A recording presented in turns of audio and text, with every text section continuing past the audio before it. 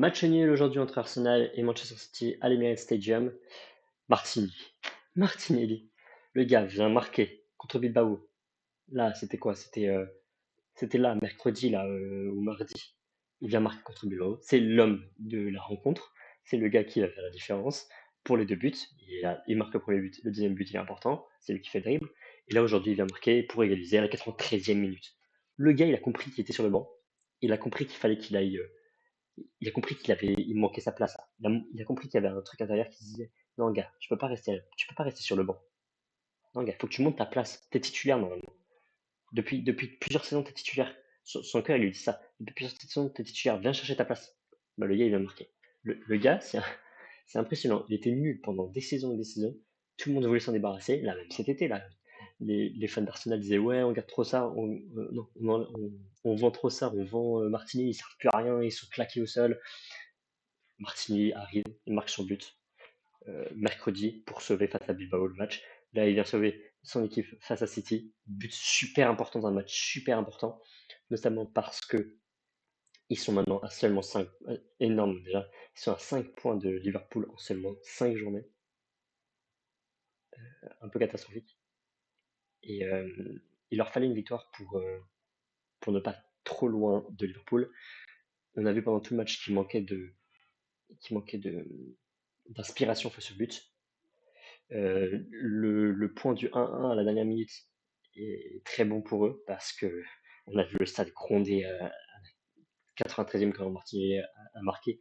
Tout le stade était super content. On jouait à l'Emirates, donc à Arsenal. Évidemment que c'était un but, mais un but super important dans la saison peut-être, parce que ça évite de perdre un point supplémentaire face à Liverpool dans la course au titre. Mais City, je pense qu'ils peuvent avoir des déceptions parce que tenir jusqu'à la 93e, malheureusement, c'est dur. Face à Arsenal, qui avait largement la possession, je vous le montrerai. 7 points, il n'arrive pas à remonter dans les places qualificatives. Je pense qu'ils en ont besoin, je pense qu'ils cherchaient ça absolument. Euh, Regardez les stats, 33% seulement de possession. 33% de possession, seulement de possession pour City, pour une équipe de Pep Guardiola.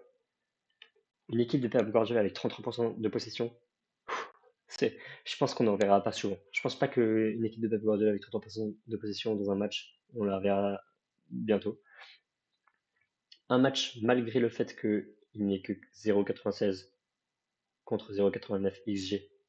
Ce match était très intéressant à suivre, à regarder. C'était la rencontre de ce week-end en Première Ligue. On va revenir sur ce débrief. Avant ça, n'hésitez pas à liker, à vous abonner, à partager, à booster, à commenter. C'est bon pour le référencement et c'est le début de ma chaîne. J'en ai absolument besoin. J'ai besoin de vous, les gars, pour me donner de la motivation, pour me donner de la force. Donc voilà, n'hésitez pas à le faire. Et on commence maintenant le débrief. Les premières minutes, c'est c'est un peu Arsenal. En fait, c'est assez brouillon au début. Arsenal qui essaye de mettre de l'intensité dans leurs courses, dans les actions offensives, mais assez brouillon. Au début, c'est vrai que City défend très bien. Jusqu'à la 9e minute, Haaland récupère le ballon dans la moitié de terrain de City, dans sa moitié de terrain. Euh, il contrôle le ballon vers là. Il la repasse comme ça là sur Reinders qui va remonter tout le terrain. Donc là, il y avait quoi? Il y avait Timber et Saliba face à lui qui défendent en reculant, avec un appel de deux coups sur le côté gauche qui oblige Timber à rester vigilant sur deux coups. Sauf qu'il y a Erling Haaland qui avance côté droit. Et donc Saliba doit s'occuper non seulement du porteur de balle, donc Reinders, mais non seulement regarder si Haaland ne va pas trop avancer et être trop démarqué. C'est ce qui arrive. Reinders passe le ballon à Haaland. Saliba est trop court, il ne pourra pas la récupérer, il ne pourra pas stopper la course de Haaland qui est lancé dans sa course avec le ballon dans sa course. Haaland qui finit magnifique. Raya peut rien faire, en vrai, il n'y a pas de... Enfin, très belle finition d'Haaland qui est à la base qui est non seulement à la base mais aussi à la conclusion de l'action. Et très belle course de Reinders, a souligné quand même la course de Doku, puisque ça permet de enlever Timber de défenseur. Timber n'a pas besoin de foncer sur Reinders. Donc voilà, course intéressante de Doku. D'ailleurs, Doku qui fait un très très bon match. À chaque fois que City avait la balle, Doku qui le reprenait, il driblait. C'est d'ailleurs, je pense, l'un des meilleurs dribbleurs. Combien de dribbles a réussi? Il a réussi 5 dribbles. Il a gagné 13 duels. Bon, c'est aussi celui qui a perdu le plus de duels, mais en même temps, face à un Arsenal qui arrêtait pas de mettre de la pression, d'attaquer, etc., c'est normal. En tout cas, il a gagné énormément de duels. Il était très bon dans les dribbles. Il gagnait des fautes dans des endroits où. Enfin, il a gagné des fautes à des moments où il était seul en attaque. Et ça permet pour City de ressouffler, qui n'avait jamais le ballon. Hein. City n'avait jamais le ballon.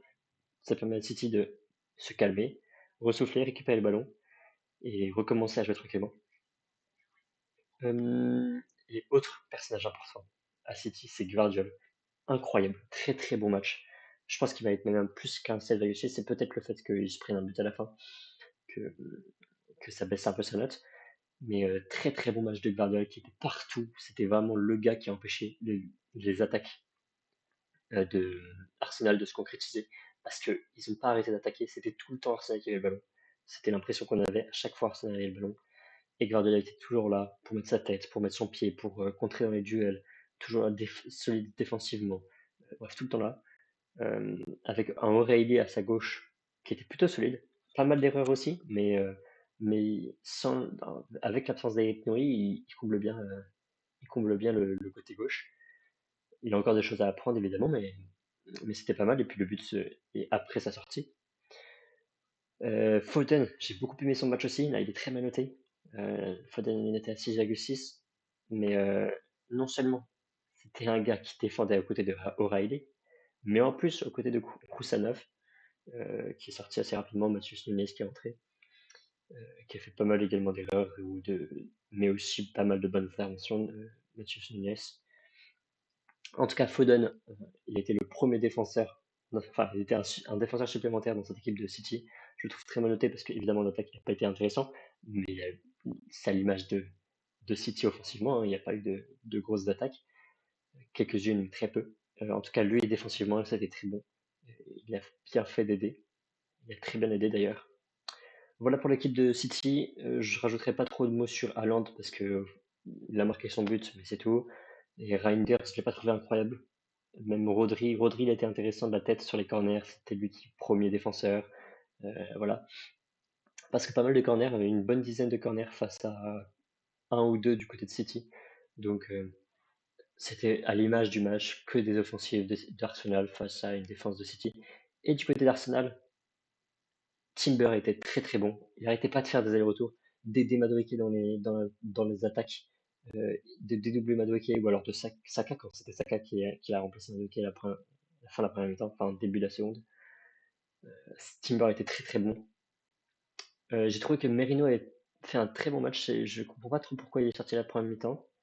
J'ai trouvé qu'il était intéressant pour remettre le jeu vers l'avant, essayer de sortir le ballon quand City avait la balle. Je trouvais que Maino, c'était le premier qui était le plus intéressant pour ressortir le ballon. Et de l'autre côté, Rice, il a fait un très bon match aussi, je trouve. Peut-être très sous-côté son rôle, mais c'était le gars qui organisait le jeu d'Arsenal. C'était le gars, il avait le ballon, il tournait sur lui-même, ça lui permettait de gagner du temps, de la visibilité sur le jeu. Il mettait son adversaire en face de lui dans le vent. Et il avait le terrain devant lui, il pouvait organiser. Alors évidemment, il était très reculé, parce que à côté, Timber et Calafiori étaient très hauts. Et donc il fallait quand même garder des défenseurs. J'aurais bien aimé qu'il soit un peu plus avancé, un peu plus proche de la surface, parce que il peut être très bon dans ce domaine-là aussi. Mais voilà, c'est comme ça. Et puis surtout, bon, bah, les gars, c'est le gars qui vient marquer à la 93e minute, Gabriel Martinelli, grâce à une entrée, mais une passe de Eberici Eze, mais magnifique. 93e minute, Eze qui a la moitié de terrain, il voit que Martinelli est en train de lancer une course, il lui lance la balle en profondeur, il passe la balle en profondeur, et t'as Martinelli qui est entre Ake qui était rentré et Gvardiol, il n'y a plus que deux, il contrôle très bien le ballon, devant Gvardiol qui est obligé de passer, donc je vais vous faire le dessin, donc ouais, il doit être là, aisé, il lui passe comme ça. Madueke qui est là, il vient le chercher comme ça. Guardiola qui était à côté, il passe devant, il essaie de passer devant. Madueke il contrôle d'une passe. Et Donnarumma était super avancé, et je pense que c'est une erreur de Donnarumma d'être aussi avancé quand il était bien protégé par deux défenseurs. Enfin, bien protégé, pas forcément, mais là, Madueke était un peu bloqué. Martinelli était un peu bloqué, il pouvait pas tirer d'un coup. Et il lobe Donnarumma, but, euh, et 93e minute, le stade explose.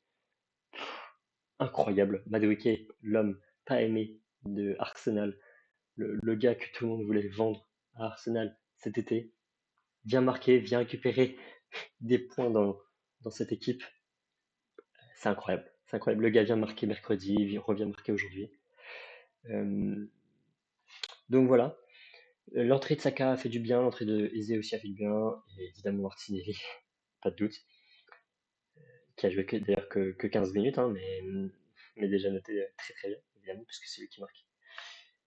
Sinon, la défense, je sais pas pourquoi ils ont mis l'homme du match à Saliba. Je suis pas sûr que ce soit lui qui a fait le meilleur match, puisque la défense n'a pas eu grand chose à faire. Il y a eu quand même quelques actions de City. Je pense que le plus gros XG de City c'était sur le but, puisque c'est Erling Haaland qui le met. Et comme ça, face au goal, en 1 contre 1, il le met. Mais non, la défense d'Arsenal était solide, mais encore plus celle de City, hein. C'était très solide du côté de City, ils ont résisté jusqu'à la dernière minute. Il manquait un peu d'inspiration dans le jeu d'Arsenal. C'est peut-être un truc qu'il faudra qu'il s'améliore là-dessus. Gyökeres n'a pas été trouvé, il a été très mauvais Gyökeres. Il lui rate d'ailleurs une grosse action dans la surface, un centre de Trossard je crois qu'il vient sur lui, et il rate, alors c'est un petit peu dévié, mais le ballon arrive juste derrière ses pieds, du coup il va un peu trop vite. Mais c'est là qu'ils ont besoin d'un neuf Arsenal, et Gyökeres n'arrive pas à récupérer, ça passe derrière lui. C'est dommage, c'est là qu'ils ont besoin de lui. Dans ces petits moments-là de faiblesse, de difficulté, pas dans les matchs contre Leeds où il gagne déjà 4-0. On n'a pas besoin qu'il marque un penalty, on a besoin qu'il marque dans les moments critiques. C'est dommage. Gyökeres, je pense que les fans d'Arsenal sont un peu frustrés. Il doit montrer des meilleures choses, c'est clair. Mais on va voir comment ça se règle au fur et à mesure de la saison. Mais c'est ouais, peut-être qu'Havertz reprendra une place de titulaire quand il reviendra de sa blessure. Bon, il reviendra mi-octobre, c'est bientôt. À voir. En tout cas, les gars, dites-moi ce que vous en avez pensé dans les commentaires. N'hésitez pas à liker, à vous abonner, à partager, à booster, à commenter. Ça m'aide beaucoup, je l'ai besoin. Et on se dit à très vite. Ciao!